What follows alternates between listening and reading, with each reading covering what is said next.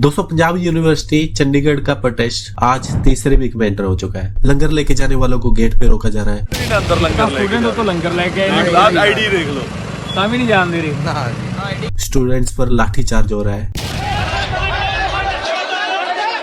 जो स्टूडेंट्स अंदर लंगर लेके जाना चाहते हैं उनको अंदर नहीं जाने दिया जा रहा है। तो आज हम इस वीडियो में बात करेंगे पूरे मुद्दे की, आखिर ये प्रोटेस्ट क्यों हो रहा है और इसके पीछे के एक्चुअल रीजंस क्या है। नमस्कार दोस्तों, आज मैं आपको एक एक चीज अच्छे से बताता हूँ। बने रहिए वीडियो में। देखो, वीडियो के ना अंत तक बने रहना, क्योंकि अगर आप डिटेल छोड़ोगे तो मैं भी आपको अच्छे से पता नहीं चलेगा कि प्रॉब्लम कहाँ पे है। तो मैं आपको एक एक पॉइंट वाइज क्लियर करते जाऊंगा। आज हम बात कर रहे हैं पंजाब यूनिवर्सिटी के उस आंदोलन की जो आज 20 नवंबर 2025 को अपने 19वें दिन में है और पूरे पंजाब, हरियाणा और चंडीगढ़ को हिला के रख रहा है। तो चलिए शुरू करते हैं बिल्कुल क्लियर फैक्ट्स के साथ। 28 अक्टूबर 2025 केंद्र सरकार के एजुकेशन मिनिस्टर एक नोटिफिकेशन लेके आते हैं। क्या लिखा था उसमें लिखा था पंजाब यूनिवर्सिटी का सेनेट जो अभी 95 मेंबर्स का है उसको कम करके सिर्फ 31 मेंबर्स कर देंगे। सेनेट यूनिवर्सिटी का सबसे बड़ा गवर्निंग बॉडी होता है, जैसे संसद। ये सेनेट यूनिवर्सिटी की सारी बड़ी पॉलिसी बनाता है। फीस बढ़ानी है या नहीं, नया कोर्स लाना है, बजट कहाँ खर्च करना है, सब यही डिसाइड होता है। सिंपल एग्जांपल देता हूँ। अभी सेनेट में 95 मेंबर्स हैं जिनको ज्यादातर स्टूडेंट्स, टीचर्स, एलुमनी चुनते हैं। अगर आप पीयू में फीस हाइक के खिलाफ हो तो आप अपने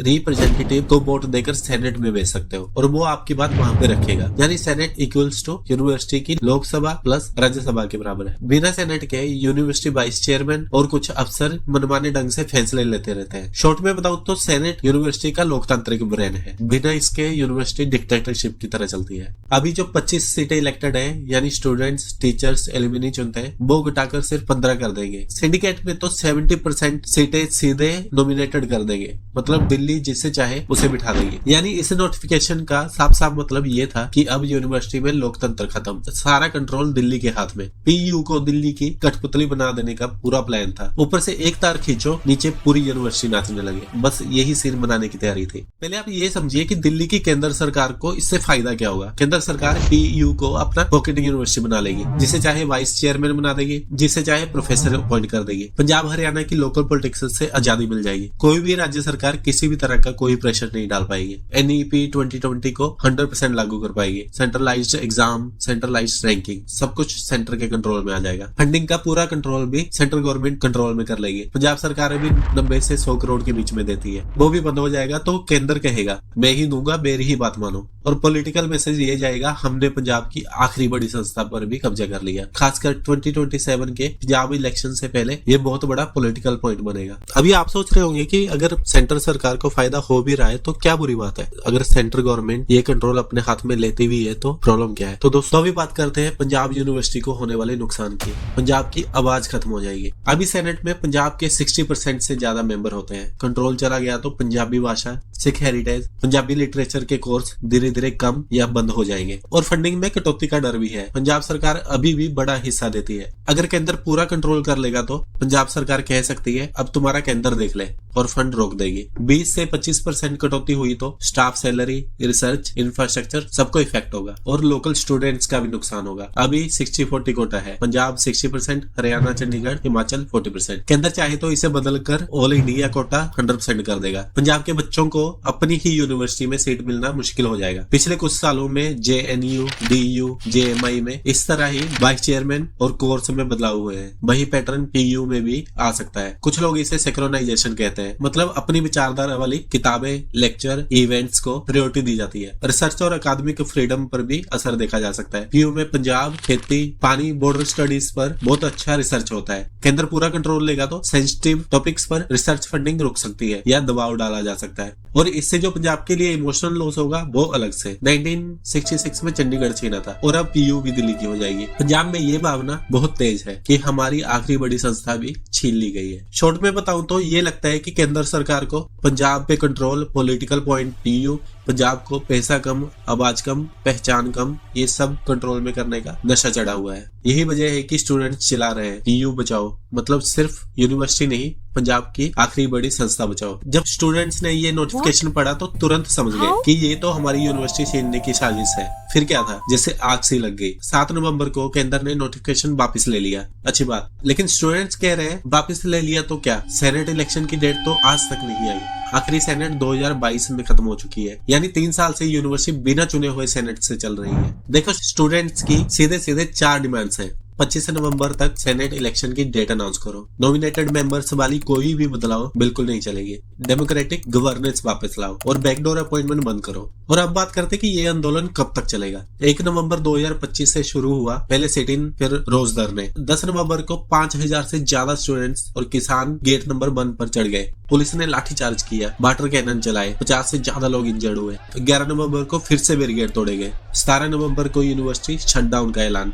18 से 20 नवंबर में सारे एग्जाम पोस्टपोन। आज 20 नवंबर को पंजाब हरियाणा कोर्ट ने साफ साफ कह दिया, एजुकेशन को पॉलिटिकल एस्पिरेशन का होस्टेज नहीं बनाया जा सकता, जल्दी इलेक्शन कराओ। अब सबसे इंटरेस्टिंग पॉइंट ये है कौन कौन शामिल है इसमें। 5000 से ज्यादा स्टूडेंट पीयू के 78 डिपार्टमेंट से है। संयुक्त किसान मोर्चा, एचकेएम, भारतीय किसान यूनियन यानी कि बीकेयू, PUSU मतलब NSUI, SOI मतलब बीजेपी, जो कैंपस में एक दूसरे को देखते ही लाठियां निकालते थे, आज एक मंच पर खड़े हैं। भगवंत मान CM आम आदमी पार्टी, सुखबीर बादल अकाली दल, प्रताप सिंह भाजपा कांग्रेस सब सपोर्ट में है। कनाडा यूके का डायस्पोरा भी सपोर्ट कर रहा है। 20 नवंबर को 20 से ज्यादा ऑर्गेनाइजेशन का मेगा रैली हुआ। लेकिन प्रॉब्लम यह है कि आपने ये पहले भी नोटिस किया होगा कि पंजाब में जब भी कोई आवाज उठती है तो उनको खालिस्तानी बोल दिया जाता है। कुछ लोग अभी भी चला रहे हैं खालिस्तानी गुस्साए, खालिस्तानी स्लोगन लगे, अरेस्ट करो सबको। 80% से ज्यादा स्टूडेंट तो खड़े होकर नारा लगा रहे थे, खालिस्तान नहीं लोकतंत्र चाहिए, PU बचाओ पंजाब बचाओ। फिर भी सोशल मीडिया पर वही पुराना गाना शुरू हो गया, खालिस्तानी खालिस्तानी खालिस्तानी। भाई थक गए हम ये सुन के, हर बार यही होता है। 2020-21 में किसान आंदोलन खालिस्तानी, अभी PU प्रोटेस्ट खालिस्तानी, पहले पानी का मुद्दा खालिस्तानी, चंडीगढ़ का मुद्दा खालिस्तानी, SYL का मुद्दा खालिस्तानी। क्या पंजाब में कोई भी आवाज उठेगी तो तुरंत खालिस्तानी का थप्पा लगा दोगे? जब पंजाब का बच्चा अपनी यूनिवर्सिटी बचाने निकलता है, जब वो कहता है हमारी यूनिवर्सिटी में लोकतंत्र दो, क्या उसको भी देशद्रोही बोल दोगे? केंद्र सरकार को सच में जरूरत ही क्या पड़ी थी इस मामले में घुसने की? ये यूनिवर्सिटी 143 साल से चल रही है, पंजाब और हरियाणा मिलकर चलाते थे, कभी कोई दिक्कत नहीं हुई। फिर अचानक 28 अक्टूबर 2025 को ये नोटिफिकेशन निकाल दिया। इसकी क्या जल्दी पड़ी थी भाई? इंडिया में और भी कितने मुद्दे पड़े हैं। महंगाई आसमान छू रही है, बेरोजगारी 45 साल के हाई पर चल रही है, मणिपुर आज भी जल रहा है, मणिपुर में 2 साल से इंटरनेट बंद है, किसानों की MSP की गारंटी कहाँ गई, जिन बॉर्डर पर घुसाया है। इतने सारे असली मुद्दे पड़े हैं, फिर भी केंद्र सरकार को टाइम मिल गया पंजाब यूनिवर्सिटी के सेनेट में घुसने का। अरे जब स्टूडेंट्स विरोध करते हैं तो तुरंत लेवल लगा देते हैं, खालिस्तानी कांग्रेस का हाथ, टुकड़े टुकड़े गैंग। भाई ये स्टूडेंट्स वही है जो रोज सुबह लंगर बांट रहे हैं, अपनी क्लासेस छोड़कर यूनिवर्सिटी बचाने खड़े हैं, जिनका एग्जाम पोस्टपोन हो गया, सेमेस्टर खराब हो रहा है, इनको देशद्रोही बोलोगे? ये वही पंजाब है जिसने 1947 में सबसे ज्यादा कुर्बानियां दी, 1965, 1971, 99 की जंग में सबसे ज्यादा जवान दिए। आज भी आर्मी में सबसे ज्यादा पंजाबी हैं। फिर भी हर बार पंजाब अपनी बात कहता है तो उसकी आवाज को दबाने के लिए वही एक हथियार, Khalistani Khalistani.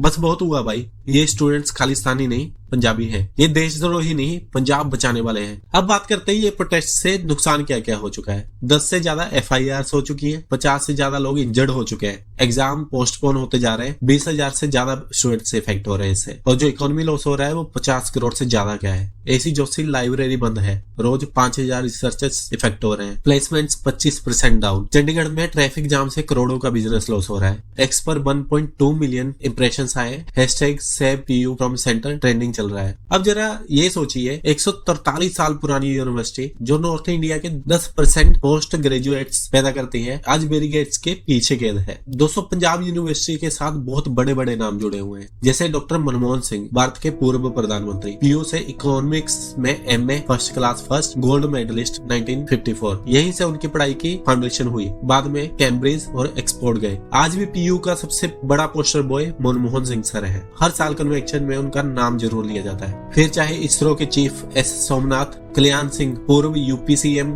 Sunil Gavaskar, cricket legend Anupam Kher, Bollywood actor Ayushmann Khurrana, PU से इंग्लिश और मास कम्युनिकेशन, और बहुत सारे नाम जैसे यामी गोमत, जस्सी गिल, गुरप्रीत गुग्गी, नीतू सिंह सब पीयू के स्टूडेंट्स रह चुके हैं। 143 साल पुरानी यूनिवर्सिटी, 78 डिपार्टमेंट्स, 200 से ज्यादा कोर्सेज, 550 एकड़ का खूबसूरत कैंपस, इंडिया के सबसे सुंदर कैंपस में से एक। पंजाब हरियाणा के मिडिल क्लास बच्चों के लिए सबसे अच्छी और अफोर्डेबल यूनिवर्सिटी है ये। अगर एक लाइन में पीयू की पॉपुलैरिटी बतानी हो तो दिल्ली में जेएनयू, बंगाल में जेयू, महाराष्ट्र में मुंबई यूनिवर्सिटी जितना रुतबा है इसका। मनमोहन सिंह से लेकर आयुष्मान खुराना तक सब यहीं से निकले हैं। तो अब स्टूडेंट्स चिल्लाते हैं पीयू बचाओ, तो सिर्फ यूनिवर्सिटी नहीं, वो अपना गौरव, अपना इतिहास, अपना पहचान बचा रहे होते हैं। एक तरफ स्टूडेंट्स कह रहे हैं हम डेमोक्रेसी बचा रहे हैं और दूसरी तरफ केंद्र सरकार कह रही है ये खालिस्तानी है। कौन सही है कौन गलत है दोस्तों आप ही डिसाइड करो। मैंने पूरी डिटेल ये वीडियो में आपको बताने का मकसद यही था कि आपको सही और एक्यूरेट इंफॉर्मेशन दे सकूं। अब थोड़ा ये चीज पे बात करते हैं कि आगे क्या हो सकता है। 25 नवंबर की हेडलाइन ये है, अगर इलेक्शन डेट नहीं आई तो दिसंबर में पंजाब बंद की धमकी है। लेकिन इस बार केंद्र में बीजेपी,